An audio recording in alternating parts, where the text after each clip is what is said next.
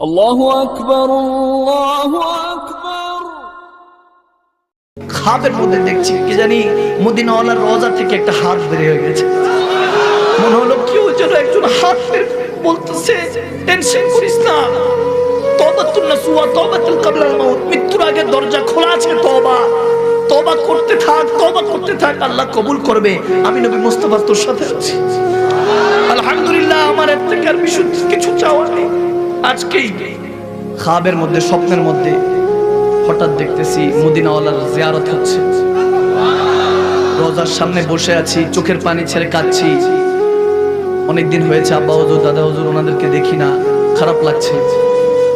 কাঁদছিলাম ইয়া রাসূলুল্লাহ বলে কাঁদছি, কসম করে বলছি লা ইলাহা ইল্লাল্লাহ মুহাম্মাদুর রাসূলুল্লাহ, কালমার কসম করে বলছি, আমার রাসূল আরবি নালাইন পাকের কসম।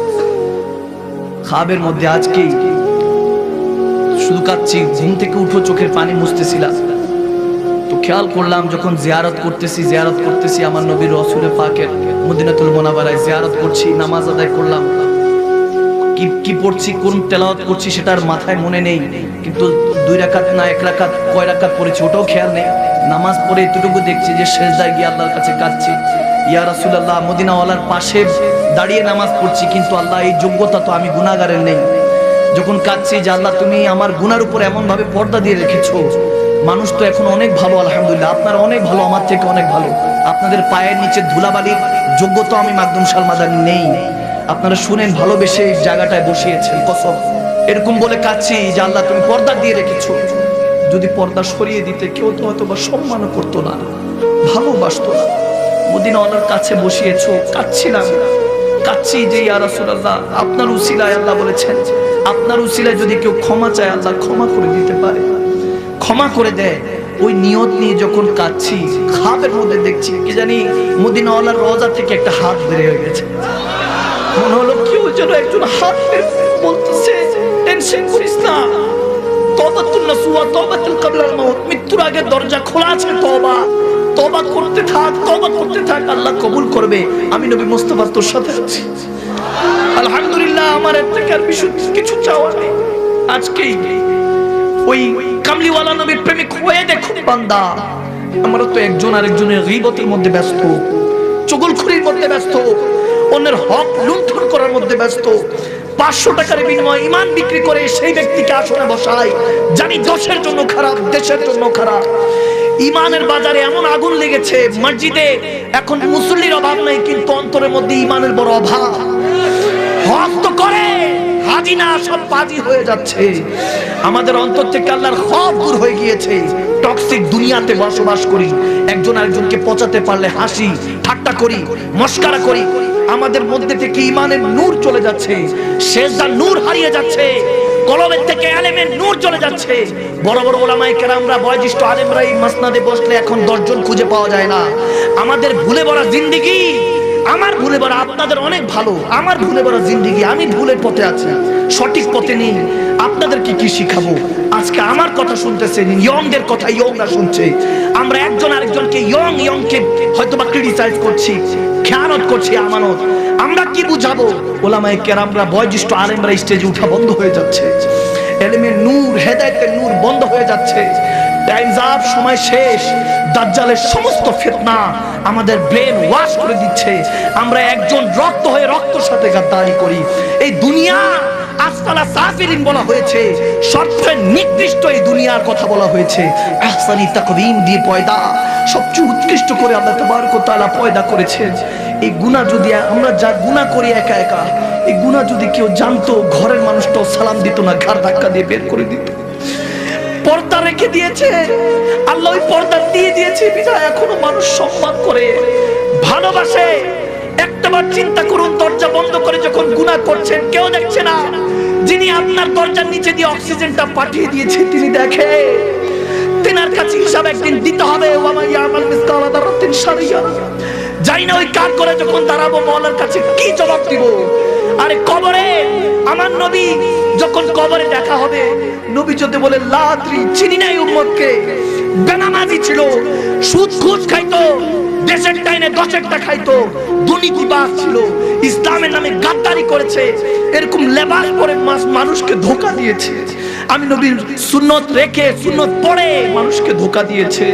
অন্তরের মধ্যে আমাদের তাসাউফ নষ্ট হয়ে যাচ্ছে, আমাদের মধ্যে হেদায়েতের নূর চলে যাচ্ছে। কত বছর এই মাহফিলগুলি চলবে? এই জায়গাটাকেও আমরা রঙ্গমঞ্চ বানিয়ে ফেলেছি ভাইয়েরা আমার।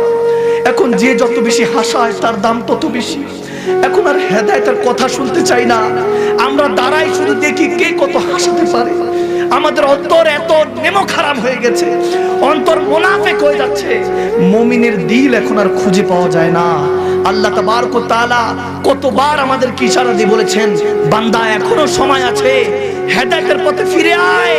আমার রাসূল বলেছেন, বান্দা আল্লাহ রাসূলের পথে চল, আমি নবী মুস্তাফা তোর মৌতের বিছানায় থাকবো। যখন তুই কবরে যাবি, তোর আপনরা তোকে দাফন করে কবরে রেখে যাবে, বুকটা ফেটে যাবে। মা বাবা আত্মীয় স্বজন, স্বামী তার স্ত্রী, স্ত্রী তার স্বামী, সন্তান, কেউ যখন একটা রাত থাকবে না, ওই কঠিন মুহূর্তে আমি নবী মুস্তাফা তোর কাছে আসবো। যখন মুনকার নাকির প্রশ্ন করবে, মান রাব্বুকা মা দীনুকা মা কুনতা তাকুলু ফি হাক্কি হাযা রাজুলান লি মুহাম্মাদি, জিজ্ঞেস করবে, বল তোর সামনে বসাই কে? এই মুহাম্মদ আরবি কে? তাকুলু, সেই নবীর পথে মতো চলেছিলেন। তখন যখন জবাব দিতে পারবেন না, তখন কি হালত হবে? আমার নবী বলেছেন, যদি ইসলামের পতাকাটা উত্তীর্ণ করতে হয়, আরে সেই নবীর ঋণ আপনি স্বর্ণ দিয়ে শোধ করতে পারবেন না। নবীর ঋণ আপনাকে রক্ত দিয়ে জানের বিনিময়ে শোধ করতে হবে। আপনি এখন বুঝতেছেন না, যখন কবরে যাবেন নবী বলবেন, সমস্যা নাই বান্দা, আমার উম্মতটা ভয় পাইস না। কবরের মধ্যে মুনকার নাকিরকে আমার নবী বলবেন, হ্যাঁ মুনকার নাকির, সে কি উত্তর দিবে? আমি তার কি লাগি? আমি বলতেছি আমার আশেক হয়, আমার উম্মত হয়, তাকে বেহেশতের নেয়ামত দে। যখন সেখান থেকে ইন্টারভিউ পাস করে চাকরিতে হাসরের ময়দান আল্লাহ ডাকবে, কাজ করে দাঁড়িয়ে আছেন, আজকে আর সুদ ঘুষ কোনো কিছু চলবে না, আজকে আর দুনিয়ার ক্ষমতা দাপট চলবে না, আজকে আর রক্তের সাথে রক্তঘাত দাঁড়ি চলবে না, আজকে আর ধোঁকাবাজি কোনোভাবে চলবে না, আজকে আর আপনি কোনোভাবে সুদ ঘুষ দিয়ে এই কাজ করা থেকে মুক্তি পাবেন না। যখন কঠিন থেকে কঠিন মুহূর্ত, আদম সফিউল্লাহ থেকে ঈসা রুহুল্লাহ, মা বাবা আত্মীয় স্বজন সবার কাছে দৌড়াবেন, নাফসি নাফসির আলমের মধ্যে, নাফসি নাফসির কোটি কোটি নাফসি নাফসির আলমের মধ্যে একটা উম্মত, একটা আওয়াজ বের হবে, রাব্বি হাবলি উম্মতি, রাব্বি হাবলি উম্মতি, আল্লাহ আমার উম্মত গুনাহগার, ক্ষমা করে দাও, রাব্বি সাল্লিম, আল্লাহ ক্ষমা করে দাও। যখন ওই মুহূর্তে আমার নবী পিছন থেকে বাড়ি দিয়ে বলবে, ভয় পাইস না উম্মত, ভয় পাইস না, তোর মৌতের বিছানায় আমি নবী মুস্তাফা ছিলাম, কবরে তোর সাথে ছিলাম, আজকে হাসরে আছি, ওয়ারযুকনা শাফাআতাহু ইয়াউমাল কিয়ামা, তোকে নিয়ে বেহেশতে চলে যাব। বুঝতে পারলাম সেই নবী একমাত্র আমার আপন, আর কেউ আপন না। সেই পরওয়ারদিগার একমাত্র আপন, আর কেউ আপন না। সব আপন আমাকে দাফন করতে চায়, সেই নবী আমাকে বুকে জড়িয়ে ধরতে চায়। সেই নবীর হয়ে যা, দুনিয়াটা আপনার গোলাম হয়ে যাবে। সেই নবীর হয়ে যা, দুনিয়া আপনাকে তাআত করবে। সে নবীর হয়ে যান, কখন যে আল্লাহ আপনাকে বান্দা থেকে বন্ধু বানিয়ে নিবে টেরও পাবেন না। সে মওলার নিদর্শন দেখেন নাই, এখনো তো পর্দা হয় নাই, পর্দার ওপারে আছেন, এখনো দেখেন নাই। আপনার জুবান দিয়ে কিভাবে বের হবে তার হতে চায়। ওয়াহুয়া মাকুম আইনা মা কুনতুম, তিনি তো বলেই দিয়েছেন আমি তোমার সাথে, বাস তিনি তো বলেই দিয়েছেন, বান্দা আমি তোর সাথে। কোথায় যাচ্ছিস? কার পিছনে ভাগছিস? কিচ্ছু দিবে না তোকে, সব ধোঁকাবাজ। বলবে তোর জন্য ভালোবেসে চেয়ে দেখ, চাঁদ এনে দিব, মিথ্যা, পারবে না। একবার আমি আল্লাহকে ভালোবেসে দেখ, চাঁদ তোর গোলামের মধ্যে নিযুক্ত করে দিব আমি আল্লাহ। সে মওলার হওয়ার জন্য আমরা রাজি আছি মুসলমান, দুই হাত তুলে দিয়ে রাজি আছি মুসলমান। আজকে ওয়াদা করছি, এই দুনিয়াতে বাঁচবো তো রাসূলুল্লাহর জন্য বাঁচবো। রাজি আছি, রাজি আছি ইনশাআল্লাহ। যতক্ষণ দম থাকবে ইসলামকে কায়েম করব, আমরা আল্লাহর জন্য বাঁচবো, বাঁচবো আল্লাহর জন্য, মরবো আল্লাহর জন্য, জিন্দেগি চালাবো আল্লাহর জন্য। রাসূলুল্লাহ আমাকে দিদার দিয়ে সিনাকে মদিনা আয়না বানিয়ে দিবে ইনশাআল্লাহ। রাজি আছি, রাজি আছি ইনশাআল্লাহ।